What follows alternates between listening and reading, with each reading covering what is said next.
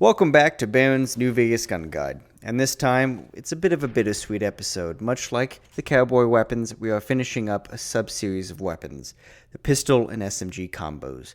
We went from the 22 to the 9mm to the 10mm, and now, and what a finish, the 12.7mm.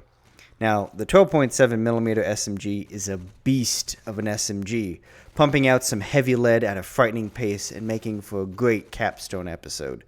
Taking design inspirations from modern weapons like the KRISS Vestor or the P90, the 12.7mm SMG maintains a futuristic and very different silhouette to match its companion pistol, supposedly being made in the century leading before the Great War.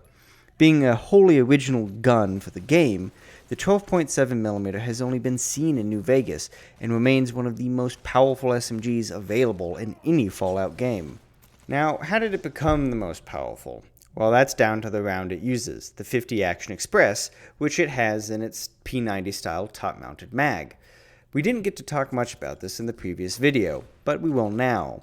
Developed in 1988 by Action Arms, it was touted in pulp culture as the most powerful handgun cartridge through its use in the Deagle, and it's seen in various games and movies that around the turn of the century. Now, the original flagship gun was not the Deagle, but was actually the Automag 5. But the Deagle is the most well-known user of the 50 Action Express and has appeared in Fallout games before, although using 44 Magnum. While it is powerful, there are many cartridges chambered in pistols that outperform 50 Action Express, mainly due to the 50 Action Express only having the rim diameter of that 44 Magnum we mentioned earlier. Now that being said, those rounds are usually revolver-chambered rounds and can be higher pressure, or at least are attempted to do at higher pressure. The 50 Action Express, due to its limitations of its case diameter, and although the fact it's used in semi-autos, it's usually touted as the most powerful semi-auto round in pistols.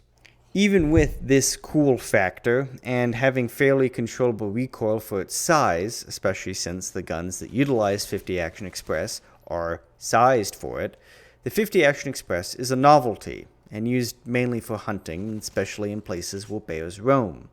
But going from pistols to SMGs, which we're here to talk about, the closest to a 50 Action Express or 12.7mm SMG is the Beowulf platform, which is a modified AR-15 designed for the 50 Action Express. But what keeps it from being an SMG is that the 50 Action Express is just too big for a classic SMG, especially for the amount of capacity that you can fit in a standard stick or sickle mag. Luckily, the gunsmiths who ever made the 12.7mm SMG in-game had no such holdups and decided, why not? With an impressive damage of 36, it's not hard to see why these gunsmiths thought it was a great idea. It's more like a fully automatic 44 Magnum than anything. With 9 shots fired per second, it lays that damage on thick at 324 DPS. Now, due to the size of the 12.7mm round, the magazine suffers, only holding 21 rounds. With a reload of 2 seconds, the downtime is minimal, and the compensated DPS is 174.5, so about slightly more than half. Although with the damage per mag of 756, there is little that can tank the whole mag, with hit squads disintegrating like styrofoam targets shot with acetone bullets. In VATS, this little thing shoots off 3 shots for only 24 AP, which is about 160% of the efficiency of the other SMGs, at 4.5 damage per AP. But all good things have a downside, and as expected, this SMG has some terrible spread of 2, meaning up close and personal fights will result in more hits on the target, as opposed to firing from across, let's say, a quarry. Now, as for crit chance, it's a 0.08% chance multiplier, with double damage as a result. Due to it being a fully automatic weapon, it has its crit chance taken among all of its shots per second. Now, finally, it has a interesting sight picture. It's a partridge sight with the distance in between the fore and rear sight being exceptionally small, because the rear sight is actually on the magazine, which means the courier has to be incredibly careful with his mags, otherwise they would have been damaged. But back on to the economics and the big downsides, the cost. And it's a doozy at 5,100 caps. That makes this thing the most expensive reviewed weapon so far. And with one mod in the base game, a silencer at 2,750 caps, this makes this the second of 2 automatics in the entire base game that came silenced, or can be silenced, the other one being the silenced 22 SMG.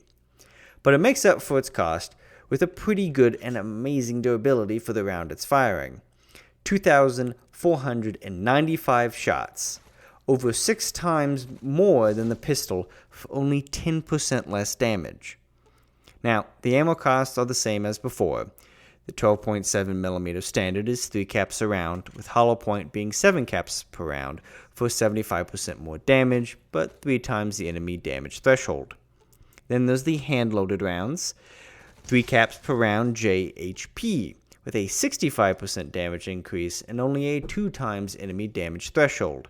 Not bad for some Hauer premium bullets. And now for some interesting things before acquisition. It does have a wholly unique reload animation, just like the silenced 22 SMG, something that it shares with it, and it also slows you down when held out due to it being a two-handed weapon, which is unlike the other SMGs, the 9 and the 10mm, which are one-handed, who don't slow you down at all, and whenever you holster them, they go to your hip. Instead, the two-handed 12.7mm SMG goes on your back, and what's important about that is that it changes its repair table. It cannot be repaired with other SMGs, but only with other two-handed automatics, which include the rifles that have yet to be reviewed in this channel.